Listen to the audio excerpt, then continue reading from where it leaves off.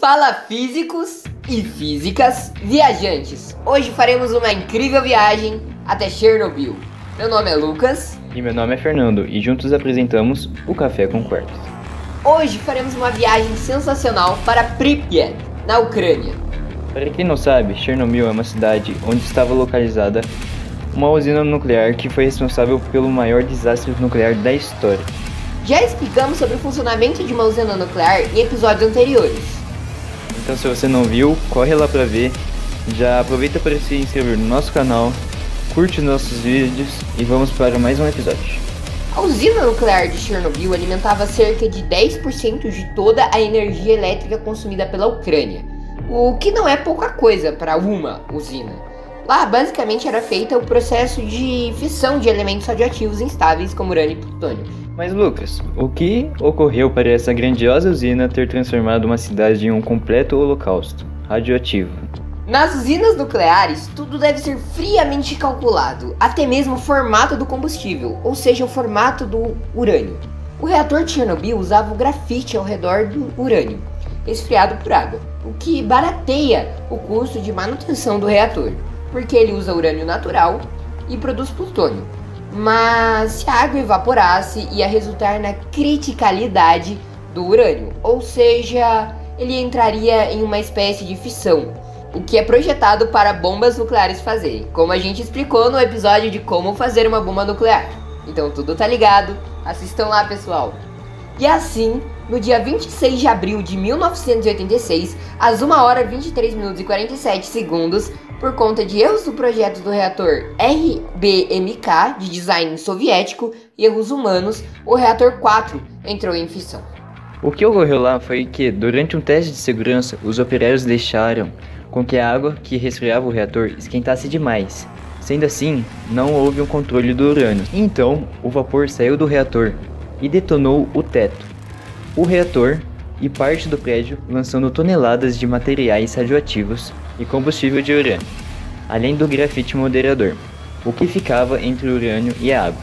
Ele pegou fogo e soltou fumaça com resíduos radioativos. Helicópteros de carga jogaram argila, areia, boro e chumbo para conter a emissão de radiação, o que conteve o fogo, mas isolou o calor do urânio, aumentando mais ainda sua temperatura, o que passou de mais de 2000 graus centígrados, derreteu a areia, o grafite e o concreto e formou a famosa lava radioativa.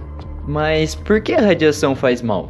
Como explicamos no episódio que começou o assunto de radioatividade, inclusive se você não viu, corre lá, porque é importante que você tenha visto, porque os assuntos se ligam e é bom você ter uma base para entender realmente o que está acontecendo. Então, voltando, existem dois tipos de radiação, a ionizante e a não ionizante. A ionizante, basicamente, ela arranca os elétrons ou pega de outros corpos, outros materiais, de outros átomos, para estabilizar seu núcleo. Como falamos, os átomos de materiais radioativos eles são instáveis. E é isso que faz ser perigoso, a radiação pegar os elétrons.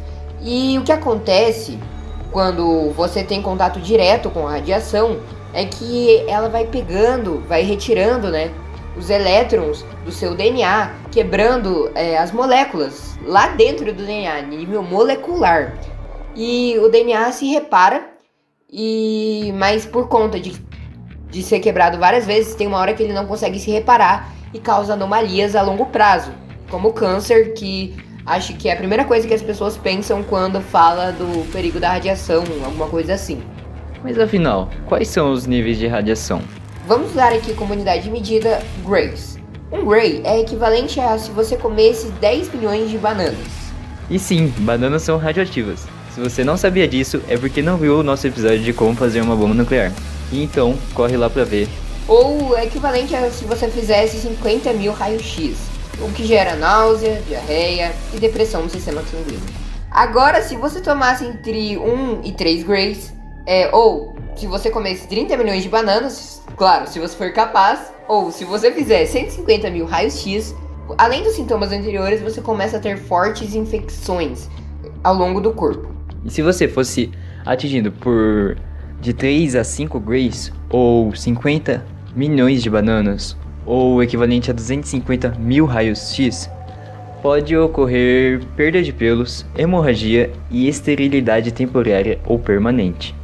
E se você tomar em torno de 10 grays ou mais, equivalente a 500 mil raios-x ou 100 milhões de bananas, ocorre a inflamação nos pulmões, danos do sistema cardiovascular e nervoso, levando o indivíduo à morte em questão de dias. O que aconteceu em Chernobyl foi basicamente que as pessoas que estavam lá e as pessoas que realmente agiram contra o incêndio e etc. tomaram em cerca de 5 grays em questões de minutos.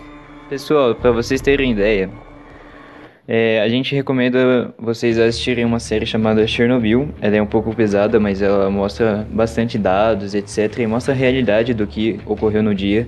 E se não me engano, o máximo que o pessoal podia ficar no teto, na onde ocorreu a explosão, né, que explodiu tudo lá, no teto tirando os resíduos, eram no máximo 20 segundos, se não me engano. A mais que isso, a pessoa já começava a se coçar, já começava a ter náuseas e etc. Então era uma coisa bem séria mesmo. Quem ficou, vamos dizer, soterrado nos destroços, etc., por um pouco mais de um minuto, já praticamente já não tinha mais chances de vida. E essa pessoa provavelmente iria morrer aos poucos com todos esses sintomas que a gente acabou de falar. Então, sim, foi uma coisa bem triste. Felizmente ocorreu com poucas pessoas, esses casos mais graves. Porém, muitas pessoas foram atordoadas com uma quantidade menor de grays e ficaram com sintomas pelo resto da vida. Morreram em torno de 54 pessoas, pelo menos é o que a gente tem, que a gente sabe na hora, no local, né? Além das pessoas que tiveram contato com menos grays, como o Fernando disse, tiveram problemas de câncer no futuro, porque, como a gente disse aqui, tem efeitos que vão acontecendo ao longo do tempo, né? Que vai quebrando o átomo lá, a molécula do DNA, que realmente é triste, né?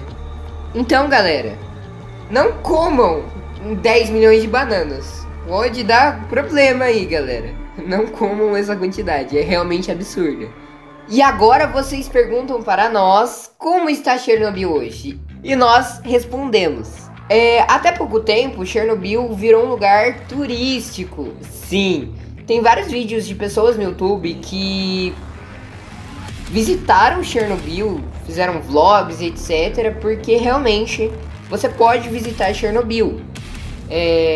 Mas é claro que você não pode ir muito perto do reator que explodiu. Tem as restrições, você não pode ir para certos lugares porque tem muita radiação ainda. Inclusive fizeram um tipo de contenção para os reatores para que eles não emitissem tanta radioatividade, porque poderia ser prejudicial para a natureza local mesmo, né? Perto ali das proximidades de Pripyat, na Ucrânia. E até pouco tempo recebemos uma notícia que Chernobyl está basicamente emitindo radiação de novo. Como assim? Explica essa história. Vamos explicar. Chernobyl está com os níveis de emissões 40% acima desde que foi construído a contenção em 2016. Estão observando e parece que ainda tem um pouco de radiação lá e tá fazendo fissão, galera.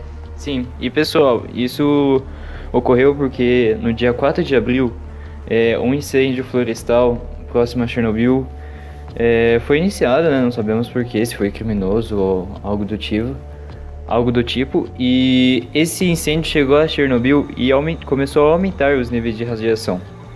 Basicamente, como a gente explicou, o urânio não pode esquentar, porque pode dar essa criticalidade, né? Como a gente já falou da criticalidade. Que o urânio começa a fazer fissão, basicamente. E aí esse fogo, tal, o calor, a fumaça, fez com que, sim, Chernobyl está fazendo fissão de novo. É claro que são restos de materiais radioativos que estão fazendo fissão, mas como a gente explicou, acontece reação em cadeia que ocasiona em explosão. Por enquanto, está acontecendo questões pequenas ainda de fissão E basicamente, galera, o urânio aconteceu ano passado, esse incêndio. Então, o urânio tá fazendo fissão aos poucos. Então, tecnicamente, tá tranquilo ainda e eles vão dar um jeito de conter essa fissão aí, como eles fizeram quando tava com nível alto e fizeram a contenção dos reatores e tal. E como um pesquisador de descarte de lixo nuclear disse, né? O caso de Chernobyl, não é um problema resolvido, e sim estabilizado. Então, sempre há riscos de a radiação aumentar. A Chernobyl está a 100 quilômetros da capital da Ucrânia, que pode se alastrar a contaminação pelo ar, etc. Como ocorreu no ano passado, os ventos dos incêndios radioativos chegaram até a capital da Ucrânia, que é Kiev. Então não é um problema resolvido e sim estabilizado. Sempre estão medindo lá a radiação. Sempre eles estão contando lá e vendo se tá tudo ok ou não, né, galera? Porque, como o Fernando disse, foi estabilizado, controlado. Não realmente acabou com o problema. E esse foi o episódio de hoje, galera. Falamos sobre Chernobyl, como ela está atualmente, falamos sobre os perigos que a radiação causa nas pessoas. E muito obrigada por terem ficado até o final. Mais um episódio feito com carinho pra vocês. E um episódio Welcome demais. Tchau, físicos! Falou, físicos! Muito obrigado pela audiência e até o próximo episódio.